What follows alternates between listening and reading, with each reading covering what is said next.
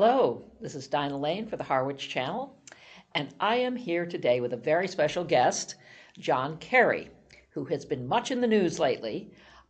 We know he's been doing some wonderful things in West Harwich, and I wanted to talk to him about it. Welcome. How Thank you are very you, much. John? I'm good. I appreciate you having me. So nice to see you. So, first of all, I'd love to know a little bit about your background. How did you happen to come here and want to do things for our community? Because I understand you're not a Harwich native. Correct. Yeah. So where did you originate? So I grew up in Hamilton, Massachusetts, on the North Shore. Um, Before that happened, my grandparents, my grandfather was a Boston police officer, and he and his wife, my grandmother, retired down here, I think in 1975, I see. next to the A&W. And so Ah. my parents and their siblings, well, my mom was one of six, all spent all their summers and holidays in Harwich. Hmm. And then when my grandparents passed away, they left the house to my mother and two of her sisters that didn't have homes in Harwich. My aunt, Maura McDermott, raised her family here and has been here for, I think, since the 80s. Hmm. And so I always loved coming down here, and I just thought it was the greatest town. And actually, in high school, I preferred Harwich to my hometown because I thought the people were just more genuine and enterprising, and they were more mature, and it was just a very fun experience. And I just loved the people down here. I actually went to a prom in this facility, Really? and so In high school? In yeah, high school? yep. I was friends with a lot of people in Harwich, and moving forward, it just broke my heart that everyone was leaving and leaving and leaving, and so I guess after that, I went to college, and I was in Boston working for developers, and I just always thought Cape was a better place to buy a piece of property and start a family and that type of stuff. And after actually during COVID, I bought a house in Hyannis because you could afford something there, and it hasn't been the case in Harwich. It's very expensive to buy here. Okay. So you are attached to Harwich, and so I understand you've done some other remodeling of things, buying of property and remodeling of things before you got to the West Harwich Baptist Church. Can you tell us a little bit about your other projects or project? Yeah, before any of the Harwich stuff, when we first bought the property in Hyannis, we bought a house that had burned down in Centerville, and it was a complete eyesore for a neighborhood. It's been sitting like that for 5 years, and we renovated it, and the neighbors they were overwhelmed with how happy they were. It came out beautiful, and it was a great starter home. And then it was sold to somebody way more than we were asking to a summer home person, and we're kind of like, yikes. And the neighbor who was renting the house next door was kind of devastated. She's like, "Oh, that would have been great for me and my family, but what do you do if somebody offers $100,000 more?" The same thing happened to the next house we bought and flipped. It was a drug house in Hyannis, and we renovated it into a beautiful home, thinking it would be a good starter home with 4 beds. And a summer home person bought it for over asking again, and we kind of realized, like, yeah, it's nice to do well in these projects, but it's not rewarding to Yeah. turn these houses into something that could be a nice home for somebody, and then they're just used 2 weeks a month. I see. And then you look at Harwich, and this same thing happens here. So, would you say you have a passion for renovation, for bringing things back? And these projects, it seems like, fit into the category of more community minded, Yeah. so that people will be able to utilize them. Is that part of what you're really up to here? I guess that was an unknown consequence of Ah. the rewarding stuff, because I worked for custom home builders, and you'd build these beautiful houses which were kind of the ultimate budgets and everything. It just wasn't rewarding. And then once you combine with the community stuff, it's Right. incredibly rewarding.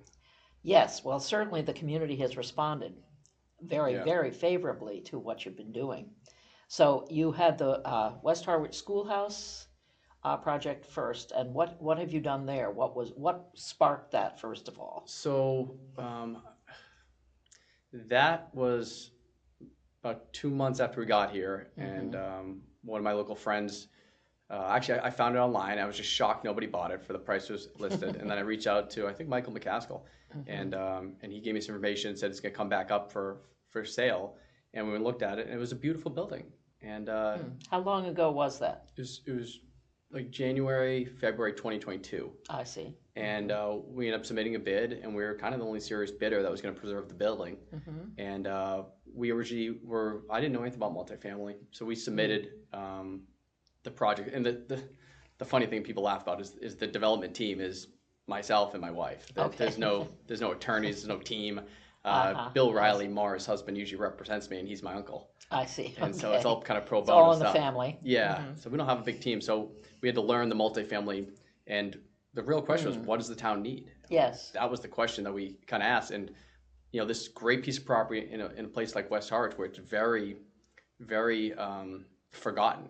I mean, when I bought that thing, we had a graveyard, an abandoned church, an abandoned shopping center, 2 abandoned lots. It's like there was nothing there. I see. And so when I told the town, let's do 4 to 6 units, a lot of people said, can you do more? And I talked to my engineer, and he said, you could probably fit 15, 18. So we kind of landed in the middle at 10. I see. And so we said, let's do, redo the school, and that's 7 units. And then let's put a building that complements it with the same trim package next to it, so it all feels like it fits. And the town loved that. We've had unanimous support at every board, every meeting we've ever gone to. And is that currently occupied? Yep. Yeah. So it took us. The facts are, it took us 3 years to figure out. It all in cost like $2.5 million, which is $250,000 for a unit, which is a ton of money. She built a house for that. And when we finally got it done, it took us 51 different permits through the town, which is not the town's fault; it's the state requirements. Quite a process. Yes. Yeah, I'm just the hurdles. So people say, why don't they build housing? It's like, well, this is why. Well, yes, it is a process. And then we got it done, and we had 140 applicants in the first 2 or 3 weeks. And we filled it, right then and there. And so all the 7 market are rented. They have been, and we're finally getting through the state approval process for the 3 affordable, and those went live. I see. Yesterday. How much are the affordable units, if you don't mind my asking? A 1 bed in Harwich. My 3 are 80% average median income, and so that comes out to be average median income is like $73,000, something like that. And so the 80% AMI. The 1 beds are $1,700, and then you give them a $200 utility allowance. So it ends up being about $1,500 a month. I see. And the 2 beds are $2,000 a month with a $250 utility allowance. So that's $1,750. And do you think that it's a good neighborhood for such a project? Is it a place where people can get out and walk around? I know there's a lot of beauty in Harwich. Is that an area that you think could be possibly encouraged to build up more in terms of a So the thing that won me center? I don't mean a center like this, but more of a community area. Yeah. So what won me over in West Harwich was the passion, the Duncan Berries, the people that just care truly about the history of that place. And when you start looking around, the untrained eye would say, "Oh, this is kind of beat," but when you actually look around, there's some beautiful buildings there. And then the state DOT. Department of Transportation is about to start a $17 million renovation restoration of the that stretch of Route 28 there from the bridge. And once that is done, then I would agree it's a walking place. Right now, it is not. The sidewalks are very dangerous. The road is very wide. People go very fast. But once I knew the state was coming in, and they always do a beautiful job. Yeah. I think my vision is to recreate that as a village center with commerce. And that's the thing I'm going to be asking the town to support. I see. Coming forward. Okay. Right. So on to your current project. There's one between those 2 projects. Oh, okay. So during the schoolhouse, people were very happy with the housing projects. And one of the neighbors at the Captain Baker house, which is the 2 lots with the abandoned white building there, came to me and said, I never sell anything, but I want to support housing. I grew up in Brewster. I like what you're doing. If I worked with you, would you do more housing? And he offered seller financing, and after that, it was a great deal for us. And I see. So next month, we're going to propose what we're calling West Harwich Square, which would be a mixed-use complex, which will have somewhere around 29 units of housing, and then it will have 4 or 5 commercial entities in it. And the one that has to happen is a coffee shop, which I've been calling Old Timers after the Facebook group. And it'll have a front porch tie-in. and a place where you can interact. Because the big I problem see, with West yeah. Harwich is there's Old nothing timers in person in as person. opposed to virtually. Yeah, they right? can all bicker at each other I in person. see. Okay. That's a great idea. So that's our next vision, and Yeah. we'll work with the Affordable Housing Trust Right. to hopefully see if they want to partner again. We had a lot of success last time, and they are one of the best entities in Harwich to get housing built. They're just doing an awesome job. They should be. Yes. Yeah. That's their job, right? Okay. So the West Harwich Baptist Church now, Yeah. and I know you have applied for CPC funds. Correct. And what are those funds going to support if you were? Can I back up on how we got to the church? Yeah, please. So, yeah. Originally, we were going to stay clear of this one. It's a big building. It appeared complicated at first. We spent 3 years looking at the back of it, and it kind of it's like a cousin or a family friend that kind of becomes part of your identity. And little by little, and once we heard that the old bar was going to tear it down, we're just devastated. And it's like, how could you tear this thing down? It's just remarkable. And so it took us almost a year to figure out a deal. And I can't talk about the deal, but we figured something out, and we were able to take it off, basically change who was going to buy it to us. And I tried to find anyone that would do it. I reached out to so many people to do the project, and I get it. It's a young man's sport, even though it's a big building. And I have the energy. My wife and I have the skill set. So we sold a piece of land that we were saving for a project in Hyannis.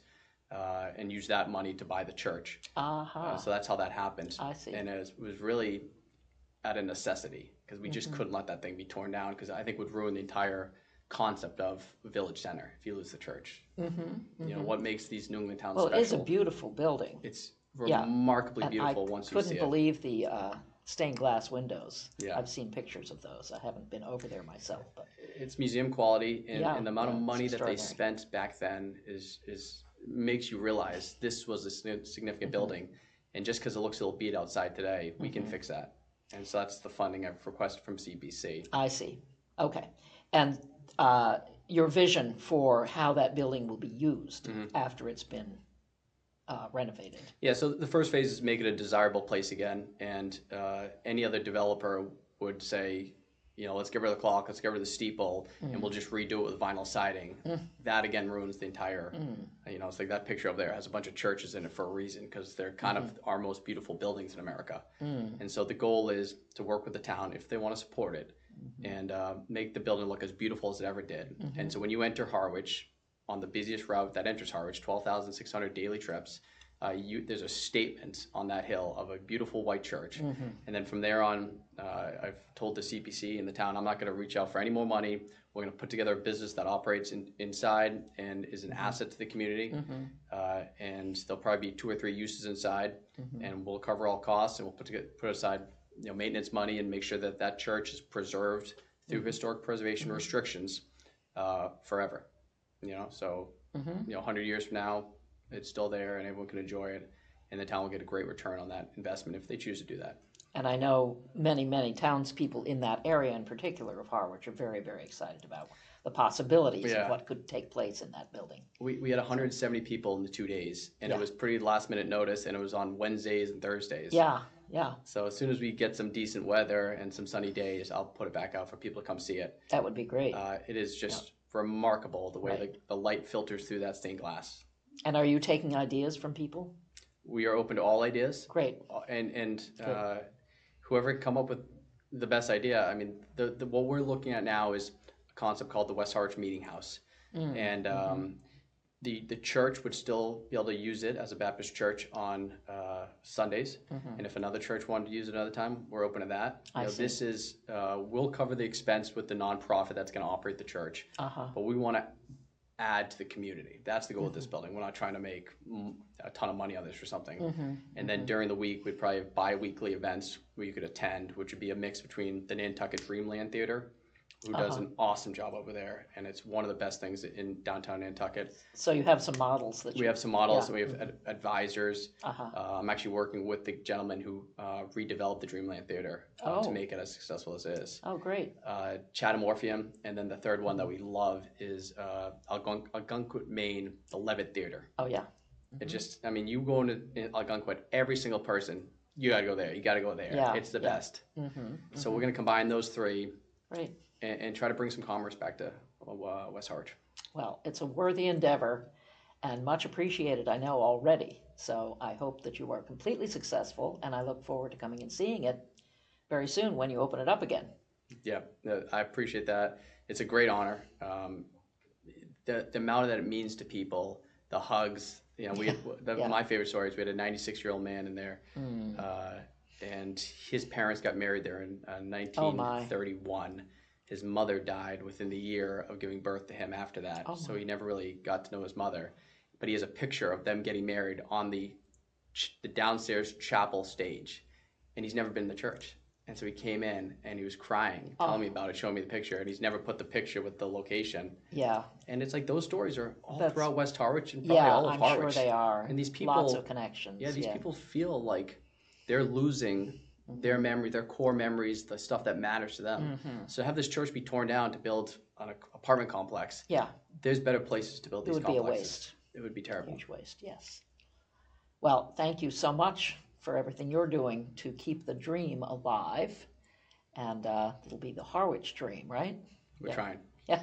Okay. Thank you very much for coming in. Really appreciate all of your information. I look forward to seeing the building and you again soon. Anytime. I appreciate it. This is Dinah Lane for the Harwich Channel, here with John Carey. Thank you.